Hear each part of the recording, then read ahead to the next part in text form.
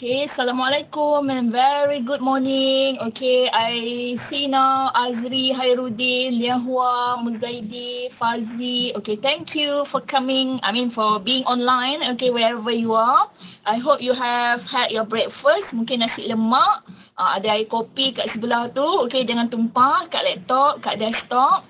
Okay, saya tak breakfast lagi tapi tak apa, lepas ni saya nak makan kenduri. Okay, boleh makan 2 pinggan because I've done my 6-kilometer run. Okay, this morning. Okay, so we are here today for JKE 417, Ekonomi Perindustrian. Okay, so kita akan bincangkan modul yang kedua, iaitu tentang teori firma. Okay, let me see.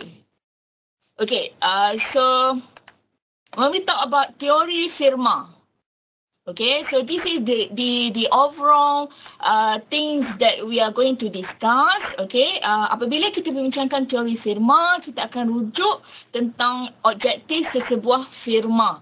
Okay, ada firma yang akan memaksimumkan jualan, okay, sales maximization.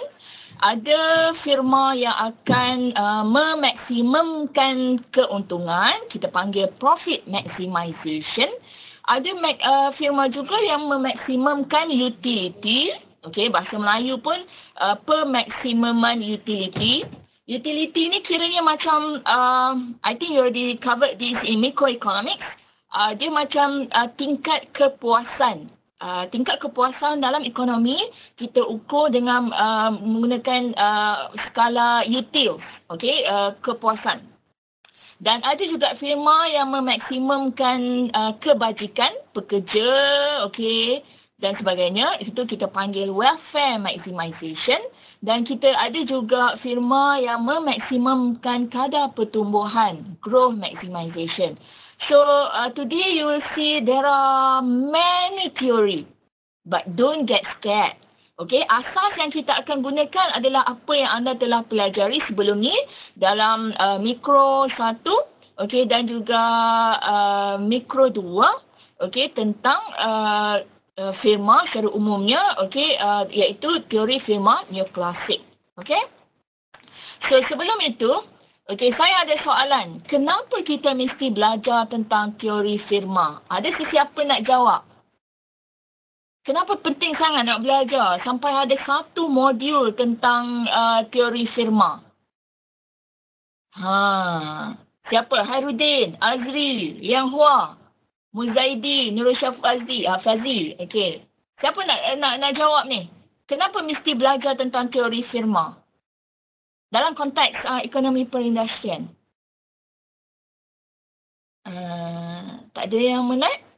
Okay. Ambil masa sikit? Okay. So, okay. Sekarang ni kita ulang kaji. Okay.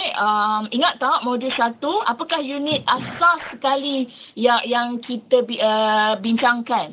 Iaitu dari segi logik, firma, industri, pasaran. Okay, kalau dalam teori mikroekonomi, anda tahu tentang pasaran. Apa yang ada di pasaran? Pasaran tu mestilah ada firma-firma penjual dan juga para pengguna yang membeli. So, pasaran, okay, mesti ada demand dan supply. Itu pasar. Okay, tapi bila kita lihat, kita mengkaji tentang firma-firma yang menjual ataupun industri. So, itu maksudnya kita melihat industri automobil, industri electrical and electronic, industri lain-lain lah industri. Ya, betul, Hairuddin. Okey, sebab kita nak melihat dari perspektif firma iaitu pihak penjual. Okey, so tolong letak, okey, dulu anda dah belajar dah pasaran, okey, demand, supply, ada penjual, pembeli. Tolong letak tepi diri anda sebagai pengguna. Okey, untuk ekonomi perindustrian, anda mesti letakkan diri anda, apa yang kita akan pelajari adalah tentang firma. So, anda kena bayangkan diri anda sebagai mungkin bos ataupun entrepreneur. Okey, sole trader, anda ada bisnes jual burger malam. Okey, ataupun anda ada kedai dobi, kedai runcit.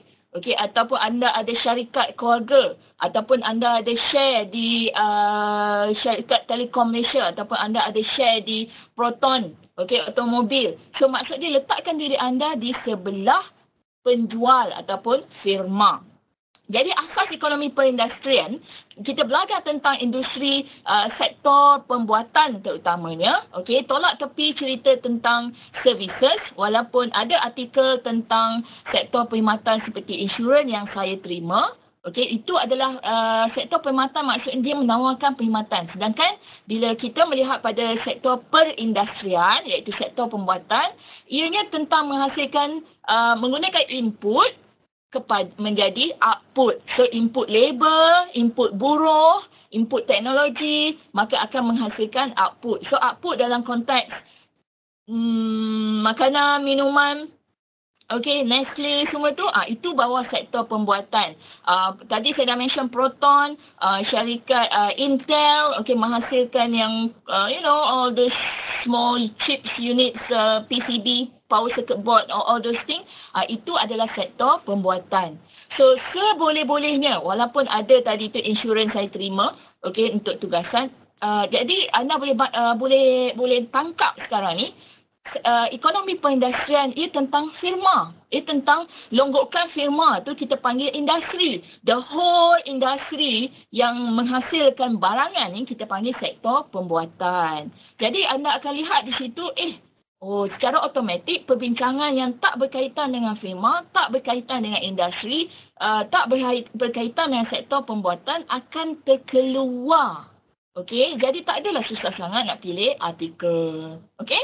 So, saya harap jelas kenapa kita mesti mulakan hari ini modul kita nak bincang detail sangat tentang teori firma. Okey, tak boleh banyak-banyak sangat cakap nanti ni. So, sekarang ni, okey, teori firma, saya rasa tak silap ada 5 teori yang kita akan belajar sat-sat ni. Okey, tapi yang pertama sekali ni, teori firma neoklasik. Seolah macam ada nama baru. Okey, konsep permaksimuman untung. Wow. Okey, saya nak bagi tahu sebenarnya dah belajar dah. Okey, waktu 211, 311, mikroekonomi 2, apa yang anda pelajari under theory of production ataupun teori pengeluaran, itulah dia teori firma neoklasik. Ini adalah asas perbincangan tentang teori firma. So asas dia, okey, kita belajar tentang macam mana nak memaksimumkan untung. Wait. Macam mana nak memaksimumkan untung ni tadi. Okey, so kita lihat di sini ada banyak graf. But don't be scared. Okey, ni revision, revision. So kalau exam, anda nak menerangkan tentang teori firma neoklasik yang mempunyai objektif permaksimuman untung, anda boleh gunakan salah satu daripada 3 graf ni. Okey, ini adalah graf dengan menggunakan konsep total revenue, total cost. Okey, jadi apa maksud untung? Untung mestilah total revenue tolak total cost, dia dapat nilai positif. Kalau total cost tinggi daripada total revenue, maksud dia ambil pada mana-mana titik, contohnya yang sekarang ni, okey, go up, okey, sekarang ni biru, total cost lagi tinggi daripada titik merah. Maka itu bermaksud untung ke rugi? Ingat tak? So, kalau total cost lagi tinggi daripada total revenue, maksudnya rugi. Tak mau. So, this part, okay, tak mau. Yes, betul yang Huang. So, kalau yang this part pun tak mau. Okay? So yang kita nak perhatikan adalah di mana garis merah ni lagi tinggi daripada garis biru. So, sepanjang titik yang ni, okay, sampai sini, okay, ini adalah kawasan firma membuat keuntungan. Tapi, okey, kita tekankan kepada permaksimuman untung. Jadi jarak di antara garis merah dan biru yang paling besar. Okey, ini orang kata logik lah. So jarak yang paling besar ni adalah titik maksimum profit, garis profit. So, okey, ulang kaji. Okey, macam mana kita kira total revenue? Ini untuk pasaran persaingan sempurna. Harga adalah price taker. Okey, price taker maksud dia harga RM10 lah untuk 100 barang ke, 1000 barang ke ataupun satu barang, harga adalah tetap. Okey, price taker, pasaran persaingan sempurna. That's why kalau jual 0 unit, zero revenue. 1 unit naik 10 kali 1. Kalau 1,000 unit, 1,000 kali 10. Okay, itu adalah garis total revenue. Dia mesti upward sloping bermula pada 0. Takkan nak cerita yang ulang kaji melampau. Tak apa. Okay, total cost dia mesti keluk macam ni. Increase at increasing rate, increase at decreasing rate. You have learned economies of scale. Okay, that U-shaped cost curve. Okay, so maksud dia yang titik optimum dia kat mana? So the difference between total revenue and total cost yang paling besar ni, ini adalah garis profit yang paling tinggi. So this is how you explain titik permaksimuman untung untuk teori firma neoklasik menggunakan konsep total cost dan total revenue. Tapi dalam ekonomi, selain daripada menggunakan TC dan TR, anda juga boleh gunakan konsep marginal. So total cost, okay, dia punya equivalent sekarang ni marginal cost. Okay. Wait. Okay, this one. Okay, kemudian total revenue, dia punya equivalent is average marginal revenue. Okay, disebabkan price taker, so demand ataupun price line tu adalah bersamaan dengan average revenue, adalah bersamaan dengan marginal revenue. Lepas tu pula, MC curve ni mesti potong average cost curve ni dari bawah pada titik minimum. Ini mesti cara lukis mesti betul. MC curve tak boleh potong sebarang. Dia mesti potong AC at minimum of AC. Kenapa? Okay, law of diminishing marginal return. Tolong pergi balik ulang kaji. Saya tak tanya dah. Okay? So kalau TR tolak TC maximum is maximum profit, untuk case marginal punya analysis, you kena cari the golden rule. Apa dia golden rule? Kat mana titik keseimbangan untuk pasang persaingan sempurna dalam graf yang ni? MC equals to MR. Mana dia titik persilangan MC equals to MR? Okay, go down. So this is the amount of output to produce. Okay, sekarang ni pada titik Q ni yang akan dihasilkan. Okay, mana dia revenue? Oh, yang warna hijau. Mana dia merah? So, yang bawah. So, revenue lagi tinggi daripada cost. So, kawasan the whole ni, anda boleh lorekkan, ini adalah kawasan supernormal profit. Okay? So, ini adalah cara untuk menunjukkan permaksimuman untung dalam kes pasaran persaingan sempurna dengan menggunakan MC dan MR. Okay? Salah satu dalam exam, okay, I'm telling you, tak perlu lukis dua-dua, salah satu. Kalau anda tak suka ni cerita pasaran persaingan sempurna because it's not realistic. Okay, anda boleh gunakan curve untuk monopoli ke, untuk oligopoli ke, untuk monopolistic competition. Beza dia, okay, demand mestilah downward sloping. AR revenue ni is demand curve. MR mestilah halfway between origin and demand curve AR. Lepas tu MC mesti cut across AC at minimum AC. Okay, so golden rule, kat mana titik pertemuan MC and MR? So, kat sini. So, draw this dotted line. So, ini tingkat pengeluaran yang perlu dihasilkan. So, pada tingkat pengeluaran ni, apa dia revenue? Okay, this much. Okay, apa dia cost? This much. So, revenue lagi besar daripada cost. So, ini adalah, sini, bukan merah. Kat sini. Ini equilibrium point, nak menentukan Q. So, AR kat sini, AC kat sini. So, shaded area ni adalah kawasan profit ataupun supernormal profit.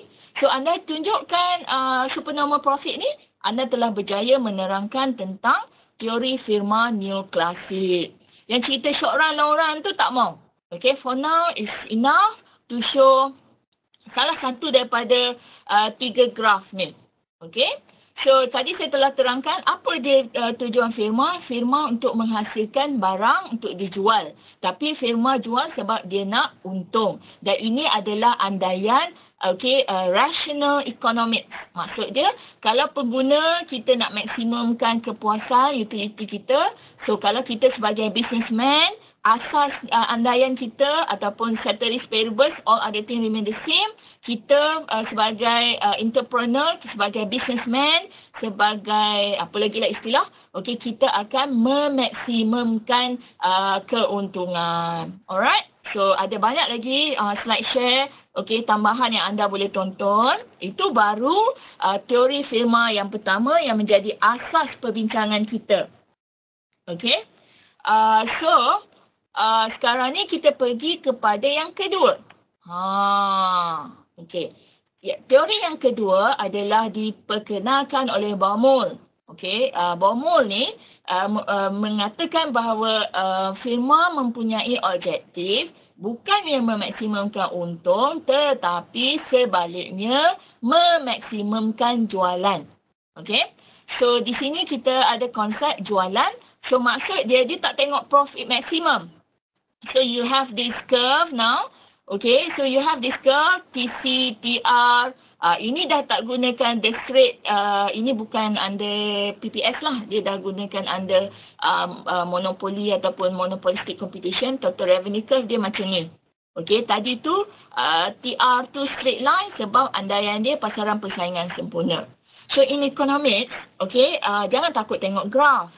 Okay, tengok graf tu, kenapa tadi tu TR tu garis lurus, sekarang ni berkelok. Okay. So, anda kena tahu asal dia. Dalam ekonomi, semua tu ada diterangkan. Cuma, ingat ke, tak ingat ke. Okay. So, back to this one. So, kalau nak ikutkan tadi tu, kita dengan mengandaikan adanya satu titik profit yang minimum. Okey, jadi firma akan mengeluar pada titik yang lebih tinggi lah. Okey, iaitu yang memaksimumkan jualan. So kalau ikut total profit curve, tadi tu kita ikut maksimum garis keuntungan kan. Sepatutnya firma pada titik H ni, output A, so ini adalah profit maximum.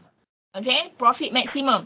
So total revenue dengan total cost pun dia punya jarak ni, kalau ukur dengan pembaris, inilah yang paling besar. So keuntungan paling besar maksimum kat sini. Tapi hakikatnya, Baumol nak andaikan firma ni dia nak capai ada garis keuntungan tertentu. So dia letak je garis ni. Tapi dengan garis tu, berapa maksimum jualan yang boleh dicapai. So dia akan go for output B, output C. Okay, maksimum jualan. So you can read more. Okay, you can read more about this. Ada artikel penerangannya. Okay, saya tak nak lah cerita banyak-banyak. Tapi sekarang ni nampak tak perubahan daripada maximum profit, sepatutnya firma menghasilkan output pada titik A untuk memaksimumkan keuntungan. Tapi apabila objektif firma telah berubah, okay, dengan andaian adanya tingkat keuntungan yang tertentu mesti dicapai. So kalau dah capai tingkat keuntungan tu, firma akan go for maximum sales. Okay, sales revenue ataupun total revenue tu samalah. Okay. So you can read this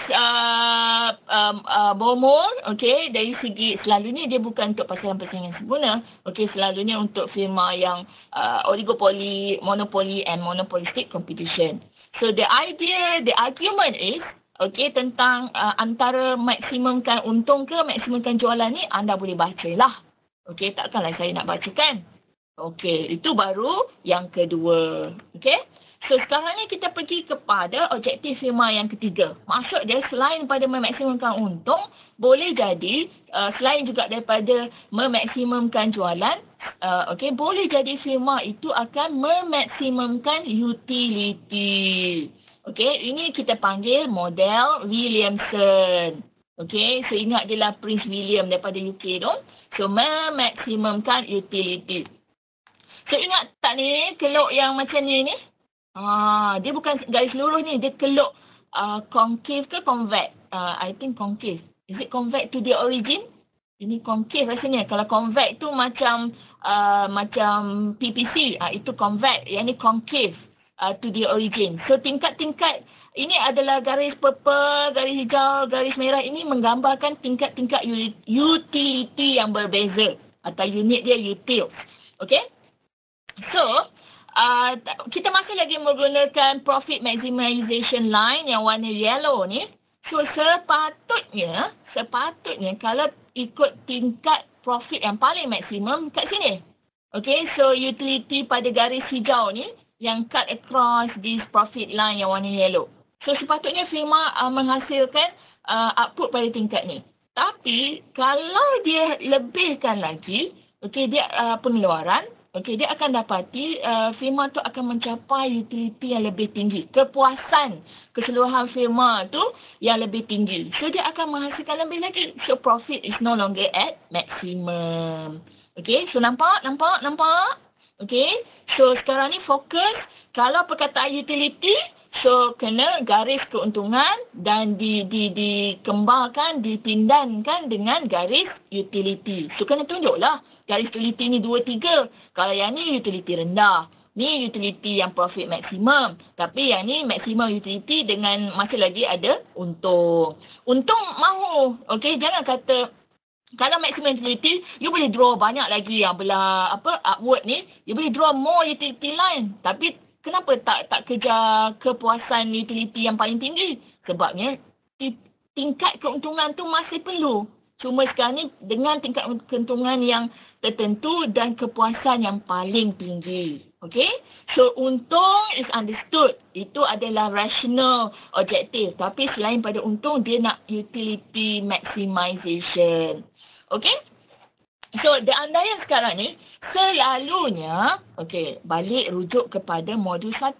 Dalam modul 1 kita membincangkan kapitalisme tradisional dan kapitalisme pengurusan, managerial capitalism. Apa beza dia? So kalau tradisional tu maksud dia it's like macam orang niaga burger, sole trader. Sorry saya guna example tu. Bukan nak pandai leka. It's just a simple example. Okey, ataupun orang yang jual goreng pisang. Dialah yang mengeluarkan modal. Ini ulang kaji. Okey.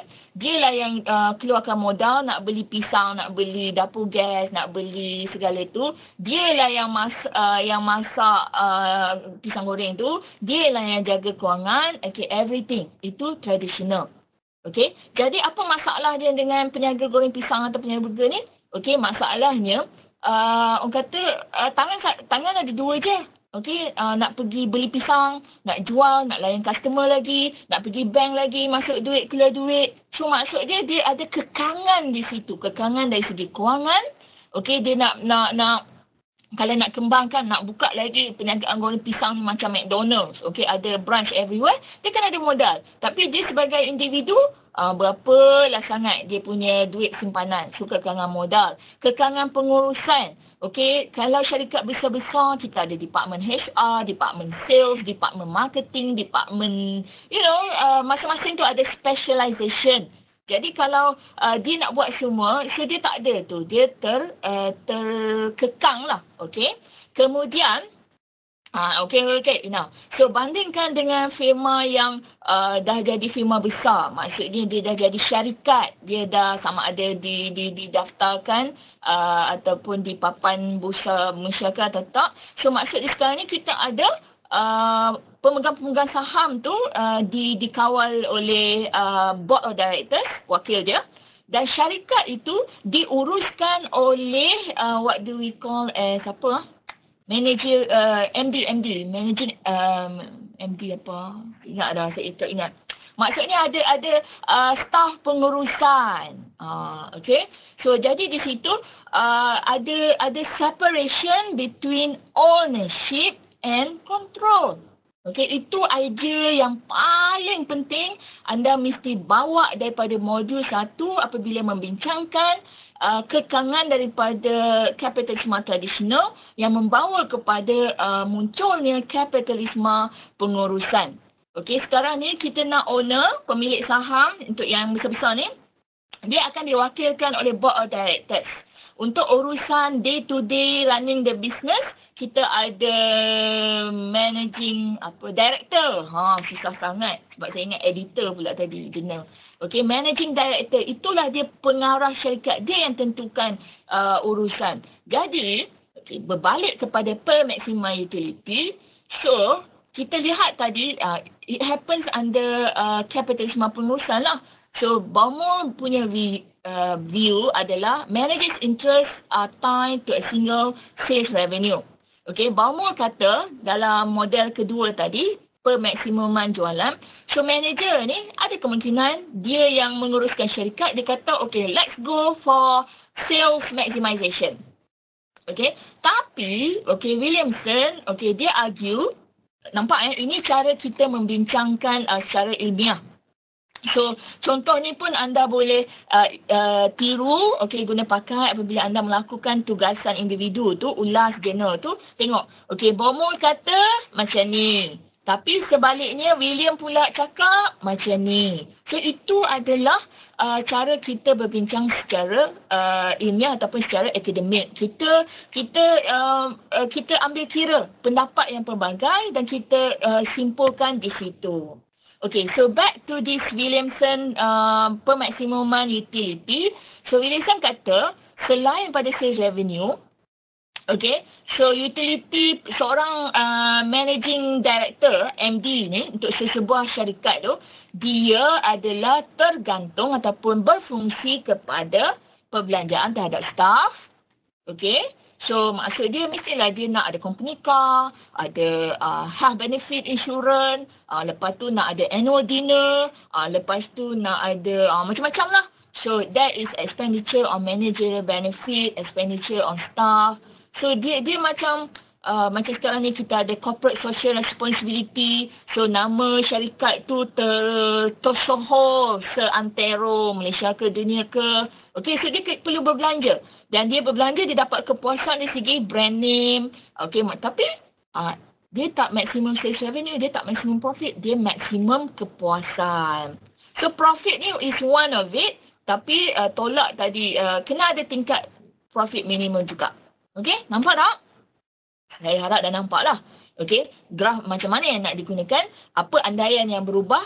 Kat sini tadi kita bandingkan dengan Baumol. So Baumol ni pun dah mula menggunakan kapitalisme pengurusan. Tak ada dah sole trader dia nak memaksimumkan jualan. So that is number 3. Let's go to number 4. Number 4 diperkenalkan oleh Maris. So Maris ni adalah pemaksimuman pertumbuhan. Remember? Pertumbuhan ekonomi, growth rate. So sekarang ni kita cakap company punya, syarikat punya pertumbuhan. Growth of, growth of sales, growth of capital. So graph yang digunakan, yang ni pula. So ada banyak ni perbincangan yang anda boleh baca yang bandingkan Baumol, lawan Maris, lawan Williamson. So anda kena tahu, saya cuma highlight kat sini apa asas perbincangan. Jadi anda perlu go back, tengok slide-slide yang lain atau bahan-bahan lain yang saya kongsikan, ambil yang mana relevan. Tak perlu tahu semua, tapi tahu cukup supaya anda boleh bincangkan. So Maris, Theory of Managerial Enterprise ataupun pemaksimuman pertumbuhan Maris ni. So owners, pemilik, are interested in the growth of the firm, one maximization of the growth of the supply of capital. So maksud dia, managing directors tu tadi want to maximize rate of growth of the firm rather than the absolute size of the firm. So salah satu cara dia adalah dengan melihat kadar pertumbuhan permintaan terhadap keluaran firma. So growth or demand for the produk keluaran firma tu akan menggambarkan pertumbuhan firma itulah. So Maris akan pergi ke arah ni. So dia kat sini tadi growth or demand, so sama juga. Growth rate, dan ekonomi dia banyak inverted U-shape lah. Not just straight line, inverted U-shape curve ni. So kat sini lah dia akan growth maximization. So you can read. Saya tak nak go banyak-banyak sebab nanti mengelirukan. Kalau anda belum baca, it's good that you go and read first. Kalau hari ni datang dengan kata berlapang dada dan berlapang fikiran, saya takut anda tak faham apa yang saya sebut. Sebab anda perlu baca dahulu, ada asas dia. Kemudian, ini yang D. So ingat, kita mulakan dengan pemaksimuman untung neoklasik. Kemudian kita ubah kepada pemaksimuman jualan oleh Baumol. Kemudian kita pergi kepada yang ketiga, pemaksimuman utility oleh Williamson. Dan yang keempat ini kita memaksimumkan growth rate untuk demand for the product oleh Mary's. Okay? So, okay, haus dah pula. Sekejap minum air.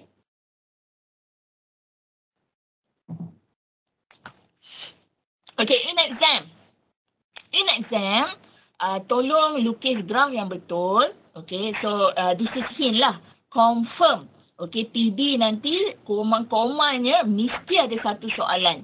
Okay, tapi takkanlah soalan tu yang mudah sangat. Terangkan teori firma neoklasik. Itu level-level sekolah rendah. Okay, kalau soalan tingkat universiti, okay, compare and contrast. Okay, teori firma neoklasik berbanding Baumol. Okay, ataupun compare and contrast. Teori permaksimuman utility Williamson dengan teori permaksimuman pertumbuhan Maris. Okay, itu adalah satu contoh soalan. Saya sebut je. Okay. Saya taklah kejam sangat. Okay, soalan PB tu basically untuk half an hour punya essay, satu soalan. Saya tak ada kejam. Okay, bandingkan 5 okay, model teori firma daripada neoklasik, Baumol, Williamson, Maris dan Desai and March. Itu melampau lah. 30 minit apa yang boleh ditulis, tak? Okay, tak apa. So, selalunya compare and contrast perbandingan antara dua. Paling-paling pun 3. Tapi biasanya, okay, compare and contrast tu model teori firma ni 2 saja. Okay? So, you should know by now agak-agak mana yang paling penting. Okay, teori firma yang kelima adalah model perilakuan ataupun behavioral model by Syed and March. Pronunciation saya tak tahulah betul ke tak nama orang ni. Saya sebut je Syed and March. Okay, so ini adalah mereka yang telah mengkaji tentang model perilaku. Okay, so you can read further. Okay, behavioral theory of firms. Okay, this is the slide share. So in this case, kita ada cakap dalam buku nanti anda akan jumpa istilah kekenduran pengurusan. Itu maksud dia organizational flag. Okay, so in this case, firma merupakan gabungan ramai orang. Okay, coalition of people. So maksud dia, firma tu ada pengurus, 1-2 pengurus, ada ramai pekerja, dia ada pembekal, dia ada pelabur, so ada banyak. So maksud dia di situ decision making dan goal setting tu boleh jadi pelbagai. So antara matlamat utama firma yang mempunyai ramai stakeholder ni tadi, apa stakeholder dalam bahasa Melayu? Pemegang taruh, something like that lah. Okay, I'm not good in translation. So stakeholder firma ni ramai. Okay, jadi ada yang berminat untuk, maximum production. Ada yang kata, dah. Kita kena jaga inventory. Kalau yang Japanese firm tu, dia guna just in time. Okay, maksudnya dia tak nak pegang stok banyak-banyak. Ada yang macam Baumol tu, market sales, in terms of market share. Okay, Baumol. Okay, share tu growth. And then profit. So maksudnya firma ni dia ada banyak. So, different in priorities. Okay, pekerja nak lain. Okay, pengurus nak lain. Pemilik saham nak lain. Akan membawa kepada konflik matlamat. Okay, so in this case, objektif model perilakuan adalah untuk satisfy, memenuhi matlamat tu. Okay, maksudnya dia kena strike a balance lah antara kesemua sales, profit, market share, inventory, production. Dia tak boleh nak maksimum salah satu. Dia kena macam semua pihak berpuas hati. So itu adalah model behavioral theory. Okay, so banyak ni boleh baca ni. Okay, boleh baca tentang model perilakuan Syed and March. So rasanya dah sudah dah. Okay, so alternative teori kepada neoklasik. Kalau alternative teori firma ni maksud dia selain pada neoklasik, apa lagi teori firma? Sales maximization Baumol ada, utility maximization Williamson ada, growth maximization Maris ada, behavioral model by Syed and March pun ada. So ini adalah 4 alternative teori. Dan mesti dibandingkan. Asas perbandingan tu mestilah teori firma neoklasik yang kita telah guna pakai dalam perbincangan mikroekonomi 1, mikroekonomi 2 selama ini. Okay? So, ada last. I haven't discussed it. Okay. So, when we talk about kesimpulan lah, apa yang kita bincangkan hari ini. Okay. So, asas neoklasik itu memang, okay, kalau Milton Friedman apa semua tu, memang kita pegang profit maximization sebagai objektif firma. Itu adalah titik asas perbincangan. Tapi kita ada alternatif teori lain seperti Baumol ni yang menekankan bahawa dalam pasaran yang bersaingan, okay, firma akan cuba untuk memaksimumkan revenue. Okay, itu sebabnya tadi saya minta anda letakkan diri anda sebagai manager, sebagai owner, sebagai shareholders. Kalau anda letakkan diri anda sebagai orang yang pergi beli goreng pisang, orang yang pergi beli di pasar ataupun di supermarket, orang yang pergi makan di McDonald's, itu adalah anda sebagai pengguna. Okay, anda suka nak memahami perbincangan hari ini. Tapi kalau anda letakkan anda sebagai entrepreneur, sebagai seorang usahawan, sebagai seorang pemilik syarikat, okay, anda sekarang nak untung profit ke? Okay, ataupun BOMO ni, okay, maximum revenue ataupun maximum sales revenue lah. So, the key is sales volume. Maksud dia, berapa banyak kereta jual dah hari ni? Ataupun berapa banyak goreng pisang hari ni dapat jual? 2 tandan, 3 tandan? Sikit sangat tu. Okey, kalau McDonald, okey, berapa Happy Meals hari ni dapat jual? Contoh dia. Itu adalah sales volume. Okey. Kemudian, because, okey, kenapa? Nanti kita akan pergi modul 3, kita akan bincangkan struktur, gelagat dan prestasi. Jadi, bila kita bincangkan struktur pasaran tu, dari segi nak menentukan pasaran tu persaingan sempurna ke, pasaran monopoli ke, kita akan tengok sesebuah firma tu, dia kontrol pasar tu berapa persen. Contoh dia Telekom Malaysia. Dari segi telefon rumah lah. Okay? So maksudnya dia 100% dia monopoli. Tenaga nasional dari segi pembekalan elektrik. Okay, the actual power generation tu mungkin ada banyak supplier independent power ni. Tapi dari segi yang sampai kat kita tu, maksud dia tenaga nasional lah. Okay, so dari segi nak menentukan struktur pasaran tu PPC ke, pasaran perfectly competitive ni, ataupun monopoli ke, oligopoli ke, kita akan lihat berapa share pasaran dari segi jualan yang dikontrol oleh sebuah firma. So, back to BOMO, sales maximization. Okay, so what about Maris? Okay, Maris ni pula, okay, sebab dia punya key tu tadi adalah separation between ownership and control. Daripada modul 1, okay, kapitalisme tradisional, okay, kepada kapitalisme pengurusan. So, sekarang ni ada pemisahan antara pemilikan, iaitu shareholders, okay, dan pengurusan firma, syarikat, iaitu the board of directors and the managing directors and all that. Okay, so kalau saya lah, kalau saya lah yang jadi managing directors, apa peduli untung ke tak untung, yang penting gaji saya tiap tahun mesti naik. Contoh, okay, ataupun saya dapat share. So itu akan membawa kepada utility maximization ataupun growth maximization, bukannya profit maximization. Maris is growth. Sebabnya kalau contoh sekarang ni kita ada siapa tu, Malaysia Airlines yang baru kita lantik CEO baru, kita lantik expatriate. So dia punya KPI, dia punya prestasi, dia akan tengok dalam bentuk berapa banyak bukan keuntungan, tapi berapa banyak Mas punya revenue. Okay, ataupun Mas punya share pasaran dari segi penerbangan di rantau Asia ni, berapa yang Mas boleh pegang.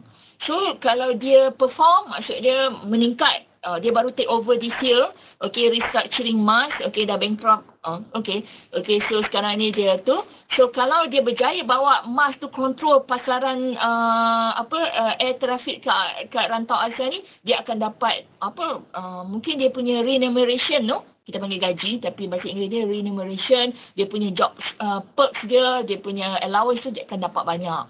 So, dia akan go for growth, bukannya profit. Kemudian model Williamson ni tadi utility. Okay, so managing directors ni, dia yang mengurus syarikat. Okay, dia cuma perlu report pada board director yang mewakili pemilik, iaitu shareholders. Okay, so managers ni dia akan ada dia punya own utility functions. Okay, tapi dia kena ada minimum profit untuk memenuhi pemilik saham, pemegang saham punya keperluan. Herbert Simon satisfying model ini dah membawa kepada behavioral model oleh Simon March. Okay, so firma ataupun sesuatu perniagaan tu perlu memenuhi memenuhi kepuasan pelbagai pihak, pemegang saham, pengurusan, pekerja, pembekal. Jadi firma tu bukan satu, bukannya Bomo sales je, Mary's Growth je, Williamson utility je. Tapi Syed Ahmad ni dia cadangkan firma tu perlu multi-dimensional goal. So gelagat dia satisfying behavior daripada perkataan satisfy. So gelagat, apa kita panggil? Gelagat yang memuaskan hati lah. Memuaskan hati semua pihak. So, apa yang anda telah belajar daripada modul 1 iaitu kapitalisme pengurusan dan kapitalisme tradisional, itu juga menjadi asas perbincangan hari ini di mana wujudnya separation of between ownership and control. So terdapat di situ konflik kepentingan, konflik of interest antara pemilik ataupun dia panggil dalam ekonomi, kalau anda nak lakukan tugasan tentang ni, separation of ownership and control ni, anda kena cari kata kunci principal and agent relationship. Pemilik syarikat adalah principal. Principal ni ada lain ejaan yang principal kat sekolah tu lain. Prinsip yang ni lain. And then the managers tu merupakan agent.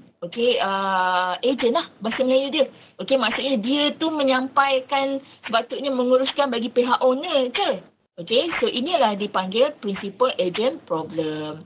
So banyak kajian-kajian ekonomi ni berbalik kepada isu ni. Even dalam pengurusan bisnes, ada banyak kajian tentang macam mana nak pastikan manager ni dia bukannya buat sesuka hati dia. Dia kena memenuhi keperluan ataupun kepuasan pemegang saham. So that's why kalau kita ada maksud dia bukan senang-senang lah nak lantik managers. Dia kena report to board of directors. Board of directors kena wakili pemegang saham. Kalau kita ni tak ada pegang saham apa-apa, mungkin suka nak faham. Cuba beli saham dan mungkin saham koperasi. Walaupun koperasi is not businesses, tapi konsep dia sama. So dalam ekonomi pula, disebabkan adanya asymmetric information. Dan kan tadi kita andaikan maklumat sempurna dalam pasaran persaingan sempurna. Tapi hakikatnya, in reality, apa yang kita dapati adalah pengurus syarikat, MD ni, dia ada banyak maklumat. Dia tahu, pekerja rajin ke, kapasiti pengeluaran macam mana ke, ada masalah pembekal ke. Pemilik syarikat, iaitu pemegang saham, dia tak tahu. Yelah sebab kadang-kadang setahun sekali tak tahu dia dapat dividen ataupun panggil board meeting. So maksudnya the day-to-day running the business was done by the managers, the agent, while the owner to sit back from far. So ada di situ perbezaan maklumat. So that's why manager tu dia boleh memaksimumkan sesuatu yang lain daripada kehendak pemegang saham. So I think we are done. Kita telah bincangkan hari ini. So perbincangan hari ini tentang teori firma ada 5 model. Tapi model pertama tu memang dah belajar dah daripada mikro 1 dan mikro 2. So yang baru dia tadi BOMOL, sales revenue maximization, Mary's growth maximization, Williamson utility maximization, Syed and March, behavioral satisfying model. So ada 4 je yang baru. Dan anda kena kaitkan tentang objektif firma ni dengan andaian perbincangan pada modul 1 iaitu tentang peralihan daripada kapitalisme tradisional kepada kapitalisme pengurusan isu dia di situ adalah pemisahan antara pemilikan dan pengurusan. Pemilik adalah the principal, the shareholders. Pengurusan adalah the managers, the agent. Okay? Dah habis dah. Okay, so this is contoh-contoh yang slide yang saya tunjukkan tadi. Okay, so ada behavioral theory. Tak payahlah baca the detail. Maksudnya ambil yang mana perlu. Okay, anda baca modul yang dalam bahasa Melayu. Kemudian anda faham. Okay, ambil yang mana perlu sahaja daripada slide-slide ini. Okay, sekarang ni saya ada 15 minit. Saya nak cakap pasal... Pasal ada soalan tak? Tu dia Ada soalan tak? Azri, Hairudin, Hairul, Yahwa, Zaidi, Fazi. Tak ada. Faham belaka ni. Okay. So first job, okay, assuming dah baca modul, lepas ni anda dah boleh praktis untuk PB dan juga final. Okay, tutup buku. Okay. Compare and contrast between Theory Firma Neoclassic dan Beaumont. Contoh. Ataupun anda tak suka yang tu, okay, compare and contrast Theory Firma Neoclassic dan Williamson. Okay. So maksud dia, anda kena jelaskan apakah andaian-andaian setiap modul tu. Okay, lukiskan graf. Okay, dan terangkan graf.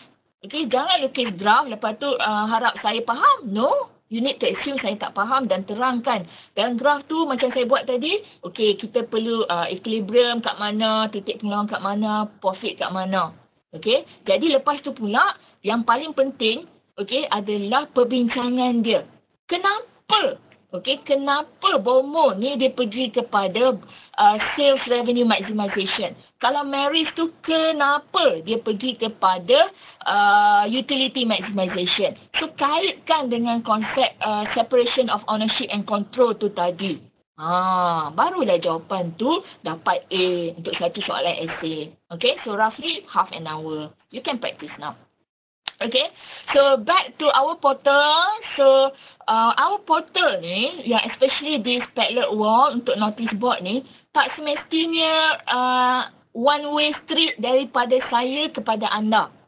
Okay, saya lebih suka kalau anda ada soalan, ada perkongsian, letak di sini. Jadi, sama-sama semua rakan anda akan dapat manfaat. Okay, kalau tanya email, okay, tanya message private, nanti kadang-kadang saya terlupa nak share. Okay, kadang-kadang kalau saya share terkeluar pula nama kan, anda tak suka pula. Okay, tak ada privacy. Okay, so boleh jawab secara anonymous. Okay, anon. Okay. Okay, tanyalah apa-apa nak tanya atau kongsi apa-apa nak kongsi. Tapi kenapa nak malu? Kita sedang belajar kan? Jadi kalau orang yang bertanya tu, okay, saya nak ulang lagi sekali. Orang yang bertanya tu tak semestinya dia tak tahu. Okay. Orang yang bertanya tu maksudnya dia tahu. Dan dia mahu tahu lebih lanjut lagi. Dia tahu apa yang dia tak tahu. Dah pening dah. Okay.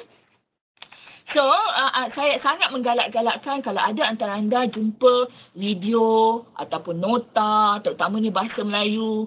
Okay, bahasa Melayu sangat kurang. Kalau Google tadi tu, principal agent problem, bahasa Inggeris banyak. Tapi masalah principal dan agent dalam bahasa Melayu pelik sikit.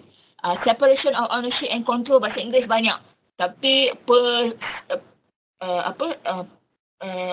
bahasa Melayu dah tak ingat dah. Okey, pengasingan antara pemilikan dan pengurusan. Dia macam pelik lah bila bahasa Melayu sebab perbincangan akademik ini memang banyak menggunakan bahasa Inggeris. Jadi itu yang saya nak anda buat dalam tugasan individu. Okey, so saya galakkan untuk anda berkongsi. Okay, and then slide share. Kalau tak kongsi di sini, Facebook pun boleh. Dan saya baru je tambah satu blog malam tadi, iaitu koleksi soalan tahun lepas. Okay, saya tak garanti soalan yang sama akan keluar. Okay, tapi untuk anda mulakan ulang kaji, sebab sekarang ni fokus. I know you are very busy people. Okay, tapi nak dapat A. Sebab dah janji dengan saya kan, masing-masing semua nak dapat A. Okay, A ni dia tak bagi free tau. Okay, A ni perlu usaha. Okay, jadi untuk dapatkan A, anda boleh lihatlah soalan-soalan. Contohnya macam yang ni. Okay, alamak, kena log in. Okey. Kena masuk balik lah. Oh, mungkin sebab dah lama sangat. Sekejap